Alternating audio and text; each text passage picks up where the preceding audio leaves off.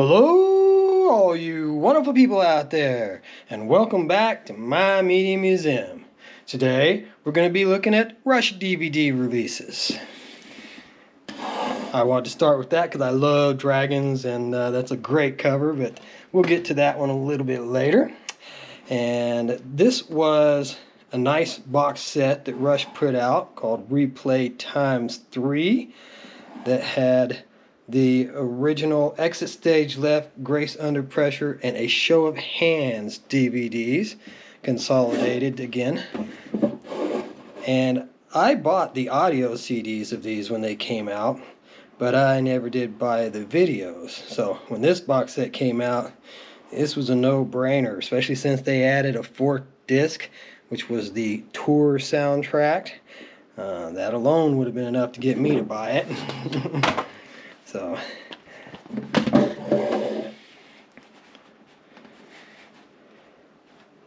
like I said, it's really, really cool the way they reissued this. And you've got the individual discs here. I'll pop these out so you can see that whole disc. Not that it was blocking a whole lot, but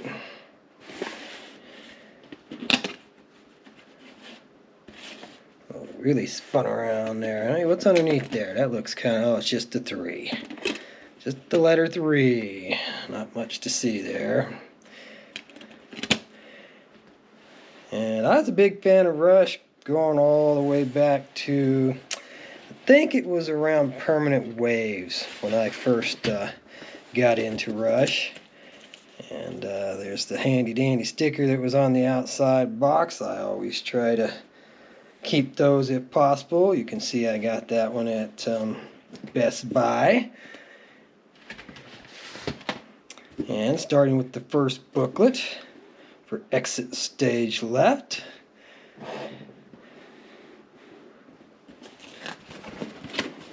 A lot of great artwork to be seen here. They give you the original album covers for the album there.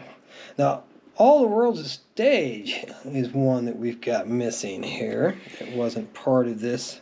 They should have, in my opinion, done that, but I'm not sure if there was a live video for that or just the audios. Tell you the honest goodness truth, I do have the audios. I was always much more of a fan of having audio releases rather than videos.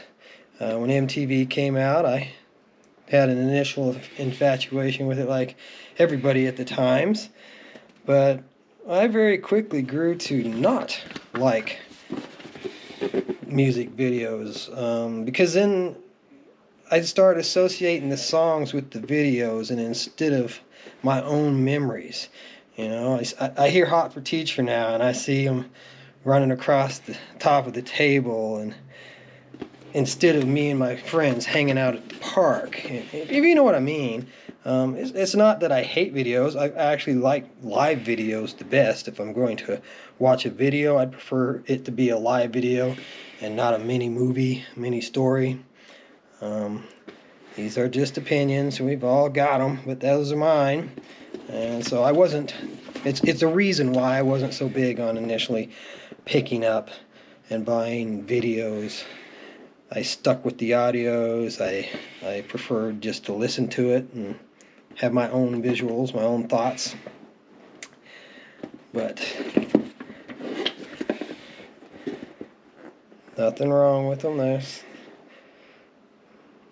really cool to throw on a video. Sometimes it's better than going to the show because you get a much better view of what's to be seen, what's going on.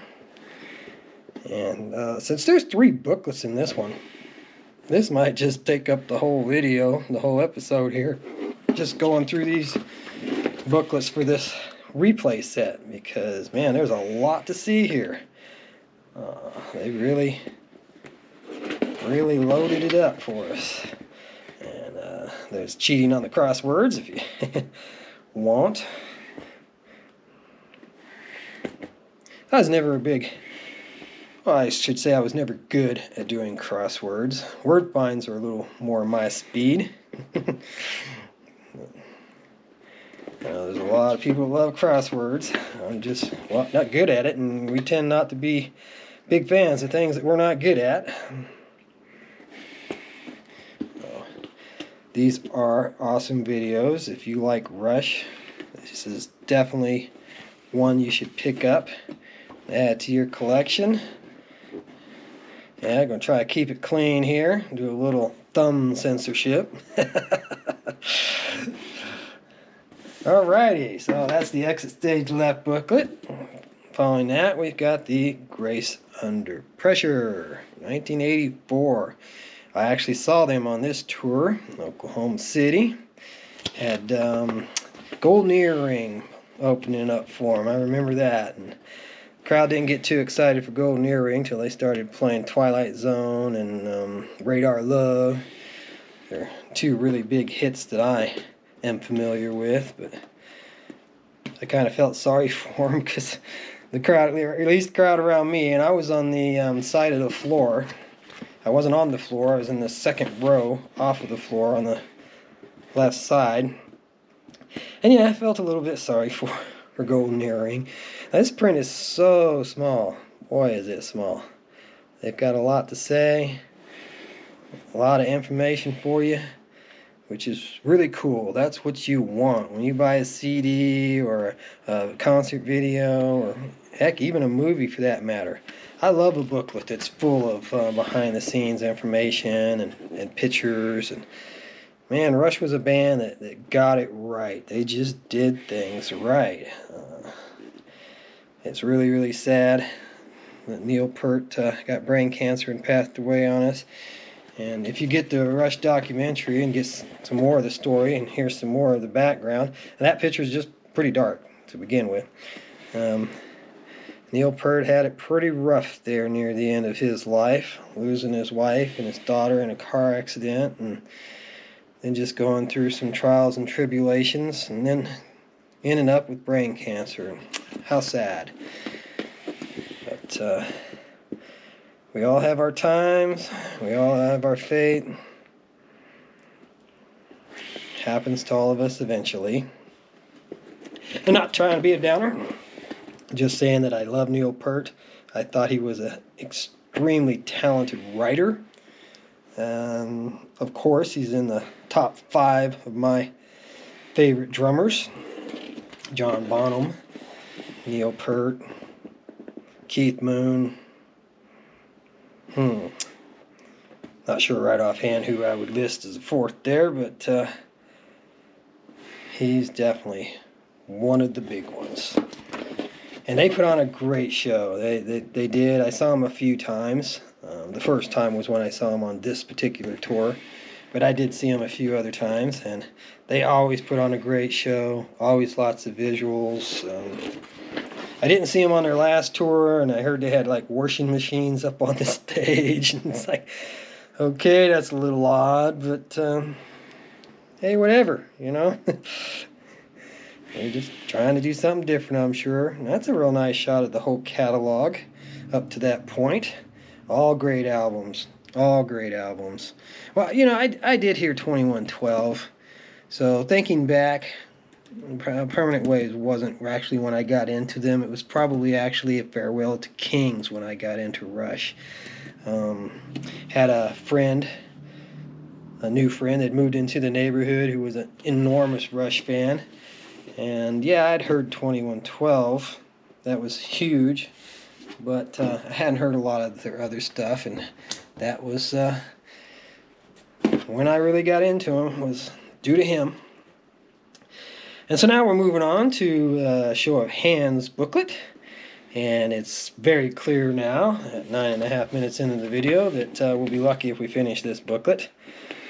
And won't even get to the second DVD release in this first episode, but that's alright. This was a big set, had a lot. It's actually covering 3 different releases.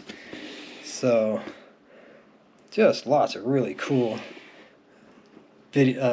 photos to see there.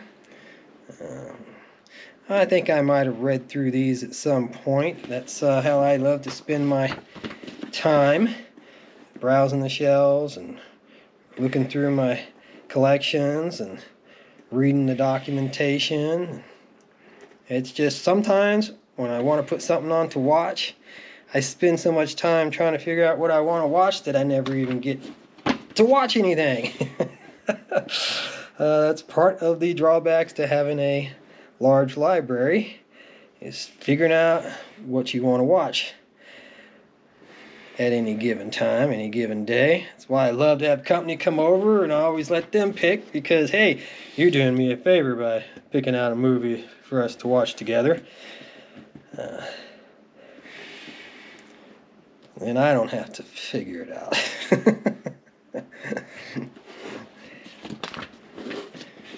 All right. This is a loaded booklet. Man, thought the other ones were loaded. We're not even to the middle of the book here.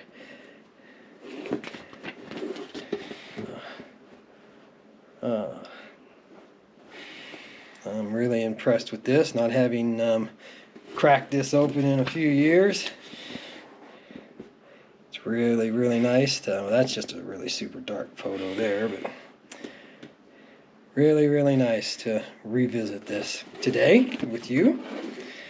And I think I'm going to leave you with the centerfold here, and we will pick up the next episode with the next page of the booklet, because we have run out of time for now. So, have a good one. See you again soon.